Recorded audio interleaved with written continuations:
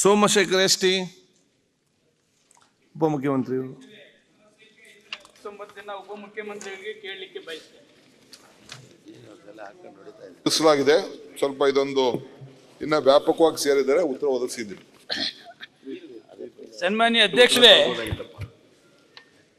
ಉಪಮುಖ್ಯಮಂತ್ರಿಗಳಿಂದ ಉಪ್ಪು ಖಾರ ಹುಳಿ ಇಲ್ಲ ಯಾವುದನ್ನು ಇದು ಕೇಳಲಿಕ್ಕೆ ಬಹಳ ಬೇಜಾರಾಗ್ತದೆ. ಅಧಿಕಾರಿಗಳು ಕೊಟ್ಟಂತನ್ನ ಅಟ್ಲೀಸ್ಟ್ ನೋಡಿ ಇದನ್ನ ವೆರಿಫೈ ಮಾಡಿ ಆನ್ಸರ್ ಮಾಡಿದ್ರೆ ಉಪಮುಖ್ಯಮಂತ್ರಿಗಳಿಗೆ ನಾನು ಒಪ್ಕೋತಾ ಇದ್ದೆ. ಸನ್ಮಾನ್ಯ ಅಧ್ಯಕ್ಷರೇ, ನೂರತ್ತಳ್ಳಿ ವ್ಯಾಪ್ತಿ ಯಾವಾಗ ಸ್ಟಾರ್ಟ್ ಆಯ್ತು, ಯಾವಾಗ ಎಂಡಿಂಗ್ ಆಗ್ತದೆ? 2023ಕ್ಕೆ ಎಂಡಿಂಗ್ ಆಗ್ಬೇಕಾಗಿತ್ತು. ಇನ್ನೂ 2 ವರ್ಷ ಆಗ್ತದೆ ಅಂತಕ್ಕಂಥದ್ದನ್ನ ಈ ಉತ್ತರದಲ್ಲಿ ಒದಗಿಸಿದ್ದಾರೆ ಸನ್ಮಾನ್ಯ ಅಧ್ಯಕ್ಷರೇ. ಅದರಿಂದ ಜನಸ್ಪಂದನ ಮಾಡ್ತಕ್ಕಂಥ ಕಾರ್ಯಕ್ರಮದಲ್ಲಿ ಉಪಮುಖ್ಯಮಂತ್ರಿಗಳು ಮಾರ್ಚ್ 24 ಒಳಗಡೆ ಕಾವೇರಿ ನೀರು ಕೊಡ್ತೀನಿ ಅಂತ ಹೇಳ್ತಿದ್ದಾರೆ. ಸನ್ಮಾನ್ಯ ಮುಖ್ಯಮಂತ್ರಿಗಳು ಬಜೆಟ್ನಲ್ಲಿ ಮೇ ತಿಂಗಳಿಗೆ ಕಾವೇರಿ ನೀರನ್ನು 110 ಕೊಡ್ತೀನಿ ಅಂತ ಹೇಳ್ತಿದ್ದಾರೆ. ಇದರಲ್ಲಿ ಇನ್ನು 2 ವರ್ಷ ಆಗ್ತದೆ ಅಂತಕ್ಕಂಥದ್ದನ್ನು ಹೇಳ್ತಿದ್ದಾರೆ. ಸನ್ಮಾನ್ಯ ಅಧ್ಯಕ್ಷರೇ, ಯಾವುದನ್ನ ನಾವು ನಂಬತಕ್ಕಂಥದ್ದು? ಅದರಲ್ಲಿ 110 ಮಾಡಬೇಕಾದ್ರೆ, ಇನ್ನೂ ಕಂಪ್ಲೀಟ್ ಆಗಬೇಕಾದ್ರೆ, ಇನ್ನು ನನಗೆ ತಿಳಿದಿರೋ ಮಾಹಿತಿ ಪ್ರಕಾರ ಇನ್ನೂ 1,000 ಕೋಟಿ ಬೇಕಾಗ್ತದೆ. ಎಲ್ಲೆಲ್ಲಿ ಸರ್ವೆ ಮಾಡಿದ್ರು ಅದರಲ್ಲಿ ಎಲ್ಲೆಲ್ಲಿ ಮಿಸ್ಸಿಂಗ್ ಬಿಟ್ ಆಗಿದೆ ಅದಕ್ಕೂ ಕೂಡ ಅಮೌಂಟ್ ಬೇಕಾಗಿತ್ತು, ಅದನ್ನು ಕೂಡ ಮಾಡಲಿಲ್ಲ. ಸನ್ಮಾನ್ಯ ಡಿ ಕೆ ಸುರೇಶ್ ರವರು ಆ ಫಾರೆಸ್ಟ್ ಏನೇನು ಪ್ರಾಬ್ಲಮ್ ಇತ್ತು ಈ 110 ವ್ಯಾಪ್ತಿಗೆ ಅರ್ಚನೆ ಮಾಡ್ತಕ್ಕಂಥದ್ದನ್ನು ನಾನು ಕ್ಲಿಯರ್ ಮಾಡಿಸಿದ್ದೀನಿ ಅಂತ ಹೇಳಿದ್ದಾರೆ. ನನ್ನ ಕ್ಷೇತ್ರದಲ್ಲಿ, ಯಶವಂತಪುರ ಕ್ಷೇತ್ರದಲ್ಲಿ 100 ಮೀಟರ್ ಮಾಡ್ತಕ್ಕಂಥದ್ದಕ್ಕೆ ಒಬ್ಬ DFO 6 ತಿಂಗಳಿಂದ ಸತತವಾಗಿ ಪ್ರಯತ್ನ ಮಾಡ್ತಾ ಇದ್ವಿ, ಕೊಡ್ತಾ ಇಲ್ಲ.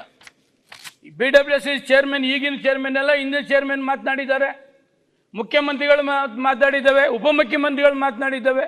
10 ಲಕ್ಷ ಜನರಿಗೆ ಕುಡಿಯುವ ನೀರಿನ ವ್ಯವಸ್ಥೆ ಆಗ್ತದೆ.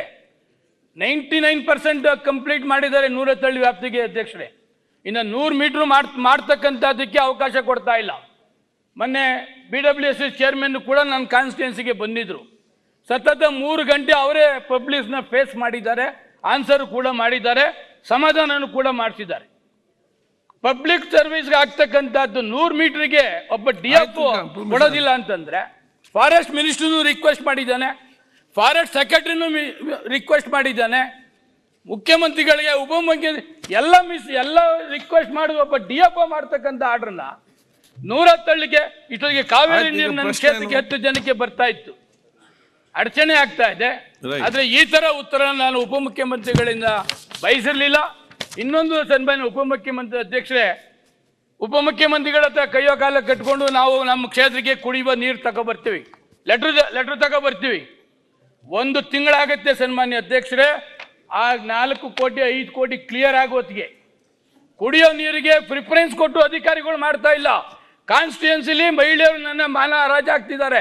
ಆದರೆ ಈ ಕುಡಿಯೋ ನೀರು ಫೈಲ್ ಹೋದ್ರೆ ಅಧಿಕಾರಿಗಳು ಹರಾಜು ಮಾಡ್ತಿದ್ದಾರೆ. ಉಪಮುಖ್ಯಮಂತ್ರಿಗಳಿಗೆ ಬಜೆಟ್ನಲ್ಲೂ ರಿಕ್ವೆಸ್ಟ್ ಮಾಡಿದ್ದಾನೆ, ಕುಡಿಯುವ ನೀರಿಗೆ ಫಸ್ಟ್ ಪ್ರಿಫರೆನ್ಸ್ ಕೊಡ್ತಕ್ಕಂಥದ್ದನ್ನು ಮಾಡಿ, ಅಧಿಕಾರಿಗಳಿಗೆ ಆದೇಶ ಮಾಡಿ. ಕುಡಿಯುವ ನೀರಿಗೆ ಆಕಾರ ಇದ್ದರೆ 1 ತಿಂಗಳಾಗ್ತದೆ ಸನ್ಮಾನ್ಯ ಅಧ್ಯಕ್ಷ, ಉಪಮುಖ್ಯಮಂತ್ರಿಗಳು ಆರ್ಡರ್ ಮಾಡಿ ಆದೇಶ ಮಾಡ್ತಕ್ಕಂಥದ್ದು ಅಧಿಕಾರಿಗಳಿಗೆ. ಅದಕ್ಕೂ ಹಣಕಾಸು ಕೊಡ್ಬೇಕಾದ ಸನ್ಮಾನ್ಯ ಅಧ್ಯಕ್ಷರೇ. ನಾನೊಬ್ಬ ಮಾಜಿ ಸಚಿವನಾಗಿ, ಶಾಸಕನಾಗಿ 16 ಬಾರಿ ಅಧಿಕಾರಿಗಳಿಗೆ ಫೋನ್ ಮಾಡಿದ್ರು ಮಾಡೋದಿಲ್ಲ. ಈಗ ಏನ್ ಮಾಡ್ಬೇಕು ಸರ್ಕಾರ? ಉಪಮುಖ್ಯಮಂತ್ರಿಗಳಿಗೆಲ್ಲ ಗೊತ್ತು. ಉಪಮುಖ್ಯಮಂತ್ರಿಗಳು 10 ಗಂಟೆ ಜನಸ್ಪಂದನದಲ್ಲಿ ಕುತ್ಕೊಂಡು ಪಬ್ಲಿಕ್ ಗ್ರೀವೆನ್ಸಸ್ ಕೇಳ್ತಾರೆ. ಯಾವ ಅಧಿಕಾರಿನೂ ಕೂಡ 1 ಗಂಟೆ ಗ್ರೀವೆನ್ಸಸ್ ಕೇಳ್ತಕ್ಕಂಥ ಅದಕ್ಕೆ ರೆಡಿ ಇಲ್ಲ. ಏನಾಗಬೇಕು ಪ್ರಶ್ನೆ? ಈಗ ಹೇಳಿದೀವಿ ಅದನ್ನೇ ಸನ್ಮಾನ್ಯ ಉಪಮುಖ್ಯಮಂತ್ರಿಗಳು.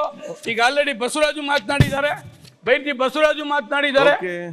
ಯಾವಾಗ 110ಗೆ ಕುಡಿಯೋ ನೀರು ಆಗ್ತದೆ, ಆ ಫಾರೆಸ್ಟ್ ಏನ್ ಪ್ರಾಬ್ಲಮ್ಸ್ ಇದೆ ಅದ್ರ ಯಾವಾಗ ಸಾಲ ಆಗ್ತದೆ? ಇದೆಲ್ಲಾನು UGD ಮತ್ತೆ ಕಾವೇರಿ ಎರಡೂ ಅಗದ್ಬಿಟ್ಟಿದ್ದಾರೆ ಎಂಟೈರ್ ಕಾನ್ಸ್ಟಿಟ್ಯೂನ್ಸಿನ. ಯಾವಾಗ ಹಣ ಬಿಡುಗಡೆಯನ್ನ ಮಾಡಿ ಅದಕ್ಕೆ ಡಾಂಬರೀಕರಣ ಮಾಡ್ತಕ್ಕಂಥದಕ್ಕೆ ಮಾಡಬೇಕು ಅಂತ ಹೇಳಿ ತಮ್ಮ ಮುಖಾಂತರ ಉಪಮುಖ್ಯಮಂತ್ರಿಗಳಿಗೆ ಕೇಳಲಿಕ್ಕೆ ಬಯಸ್ತೇನೆ ಅಧ್ಯಕ್ಷರೇ.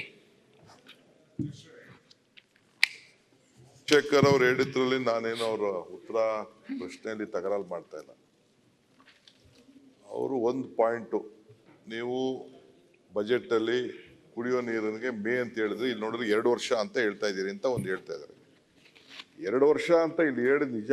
ಅದೇನಂದ್ರೆ ಕುಡಿಯೋ ನೀರು ಇದನ್ನಲ್ಲ, ಒಟ್ಟಿಗೆ ಪ್ರಾಜೆಕ್ಟು ಸೀರ್ವೇಜ್ ಪ್ಲಾಂಟ್ ಏನಿದೆ ಅದು ಸ್ವಲ್ಪ ಲೇಟ್ ಆಗ್ತದೆ. ಕುಡಿಯೋ ನೀರು ಈಗ ಏಪ್ರಿಲ್ ಮೇಗೆನೆ ಪ್ರಾರಂಭ ಆಗ್ತದೆ. Okay. ಅದು ಒಂದು ಕ್ಲಾರಿಫೈ ಮಾಡಲಿಕ್ಕೆ ಪ್ರಯತ್ನ ಮಾಡ್ತೀವಿ. ಬೇರೆ ಸಿರ್ವೇಜ್ ಕಾಂಪೊನೆಂಟ್ ಅವೆಲ್ಲ 2026ಕ್ಕೆ ಅದನ್ನ ತೆಗೆದುಕೊಳ್ತೀವಿ. ಅವ್ರ ಕ್ಷೇತ್ರದಲ್ಲೂ ಅದು ನಡೀತಾ ಇದೆ, ಕೆಲಸ ನಡೀತಾ ಇದೆ. ಮಿಕ್ಕಿದ್ದು ಏನು ಅವರು ಫಾರೆಸ್ಟ್ ಕೆಲವು ವಿಚಾರ ಹೇಳ್ತಾ ಇದ್ದಾರೆ. ಈ ಮಧ್ಯೆ ಏನಾಗಿದೆ, ಇವ್ರ ಕಾನ್ಸ್ಟಿಟ್ಯೂನ್ಸಿಲಿ ಈ ಫಾರೆಸ್ಟ್ ಪಕ್ಕದಲ್ಲಿ ಲೇಔಟ್ ಮಾಡ್ಬಿಟ್ಟಿದ್ದಾರೆ ಹಿಂದೆ. ಪಾಪ ಅವ್ರು ಮನೆ ಕಟ್ಟಕ್ಕೂ ಬಿಡ್ತಾ ಇಲ್ಲ, ಪೈಪ್ ಹಾಕಕ್ಕೂ ಬಿಡ್ತಾ ಇಲ್ಲ ಈ ಫಾರೆಸ್ಟ್ ಅವ್ರು. ಈ ಬೆಂಗಳೂರು ಸಿಟಿ ಪಕ್ಕದಲ್ಲಿ ಇದೆಯಲ್ಲ, ಅದನ್ನು 100 ಮೀಟ್ರಲ್ಲಿ ನೀವೇನು ಕಟ್ಟಬಾರ್ದು ಅಂತ ಅವ್ರದ್ದೇನೋ ಒಂದು ಕಾನೂನು ಮಾಡಿಬಿಟ್ಟಿದ್ದಾರೆ. ಅದನ್ನು ನಾವು ಕರೆದು ಮೀಟಿಂಗ್ ಮಾಡಿದ್ದೀವಿ. ಪಾಪ BDA ಅಲಾಟೆಡ್, ಬೇರೆದೇ ಆದ ಪ್ರೈವೇಟ್ ಆಗಿರೋ ಅದು ಬೇರೆ ವಿಚಾರ. BDA ಅಲಾಟ್ ಮಾಡಿ ಸೈಟ್ ಹಂಚಿರೋ ಜಾಗದಲ್ಲೇ ಅವ್ರಿಗೆ ಮನೆನೂ ಕಟ್ಟಕ್ಕೆ ಬಿಡ್ತಾ ಇಲ್ಲ, ನೀರು ಪೈಪ್ ತಗೊಂಡ್ಕೊಂಡು ಹೋಗೋಕ್ಕೂ ಬಿಡ್ತಾ ಇಲ್ಲ, ರೋಡ್ ಮಾಡೋಕ್ಕೂ ಬಿಡ್ತಾ ಇಲ್ಲ. ಅದನ್ನು ನಮ್ಮ ಇವರು ಮಂತ್ರಿಗಳು ನಾವೆಲ್ಲ ಕೂತ್ಕೊಂಡು ಒಂದು ಮೀಟಿಂಗ್ ಮಾಡಿದ್ವಿ. ಆದಷ್ಟು ಅದನ್ನು ಪ್ರಾಬ್ಲಮ್ನ ಸಾರ್ಟ್ ಔಟ್ ಮಾಡ್ತೀವಿ. ಅದು ನಮ್ಮ ಆಫೀಸರ್ಸ್ದು ಏನೋ ಒಂಥರ ದೊಡ್ಡ ಪ್ರೆಸ್ಟೀಜು, ನಾವೇನೋ ಫಾರೆಸ್ಟ್ ಅಂತ ಅವರು ತಿಳ್ಕೊಬಿಟ್ಟಿದ್ದಾರೆ, ಅವ್ರು ಪರ್ಮನೆಂಟ್ ಆಗಿರ್ತೀವಿ ಅಂತ ತಿಳ್ಕೊಬಿಟ್ಟಿದ್ದಾರೆ. ಅದನ್ನು ಸೆಟ್ರೇಟ್ ಮಾಡ್ತೀವಿ. ಎರಡನೇದು, ಕೆಲವು ಇವ್ರ ಕ್ಷೇತ್ರದಲ್ಲಿ ಭಾಳ ದೊಡ್ಡ ವ್ಯಾಪ್ತಿಲಿ ಹೊಸ ನ್ಯೂಲಿ ಡೆವಲಪ್ಮೆಂಟ್ ಏರಿಯಾ, ಇದು ಸಿಟಿ ಎಷ್ಟು ಬರ್ತದೋ ರೂರಲ್ಲೂ ಅಷ್ಟೇ ಬರ್ತದೆ. ಸ್ವಲ್ಪ ಕುಡಿಯೋಕ್ಕೆ ಭಾಳ ಆಕಾರ ಇದೆ. ಬಟ್ ದೊಡ್ಡ ದೊಡ್ಡ ಯೋಜನೆ ತೆಗೆದುಕೊಂಡಿದ್ದೀವಿ. ಇಲ್ಲಿ ಗೋಣಿಕೊಲ್ಲು, ಅಂಜನಾಪುರ, ಬಿಳೆಕಳ್ಳಿ, ಬ್ಯಾಡ್ರಳ್ಳಿ, ಇದು BDA ಬಿಟ್ಬಿಟ್ಟು ಹೇರವಳ್ಳಿ, ಇಲ್ಲೆಲ್ಲ ಕೂಡ ಸುಮಾರು ಹೊಸ ಕನೆಕ್ಷನ್ಸ್ನ ಇಲ್ಲಿ ಕೊಡಬೇಕಾದಂಥ ಒಂದು ಪರಿಸ್ಥಿತಿ ಇದೆ. ಕೆಲವು ಕಡೆ 2 ದಿನಕ್ಕೆ ಹೋಗ್ತಾ ಇದೆ, ಕೆಲವು 4 ದಿನಕ್ಕೆ ಹೋಗ್ತಾ ಇದೆ. Melsandra, Kodipalya, Kenchanahalli, Banashankari stage, 11th block ಎಲ್ಲ ಅದೊಂದು 198 ವಾರ್ಡ್ಲಿ ಒಂದು 3,000 ಕನೆಕ್ಷನ್ನು ಹಂಗೆ ಪ್ರತಿ ದಿನಕ್ಕೆ ಕೂಡ ಅಲ್ಲಿ ಹೋಗ್ತಾ ಇದೆ. ಅವರು ಪ್ರಾಬ್ಲಮ್ ಮಾಡ್ತಾ ಇದೆ. ಇವ್ರ ಕ್ಷೇತ್ರದ ಬಗ್ಗೆ ನನಗೂ ಭಾಳ ಹೆಚ್ಚಿಗೆ ಕಾಳಜಿ ಇದೆ. ಖಂಡಿತ ಇದನ್ನು ಗಮನದಲ್ಲಿ ಇಟ್ಕೊಂಡು ಸೆಟ್ರೇಟ್ ಮಾಡ್ಕೊಡ್ತೀನಿ. ನ್ಯೂಸ್ ಫಸ್ಟ್, ನಿರ್ಭೀತಿಯಿಂದ ನಿಮ್ಮ ಪರವಾಗಿ.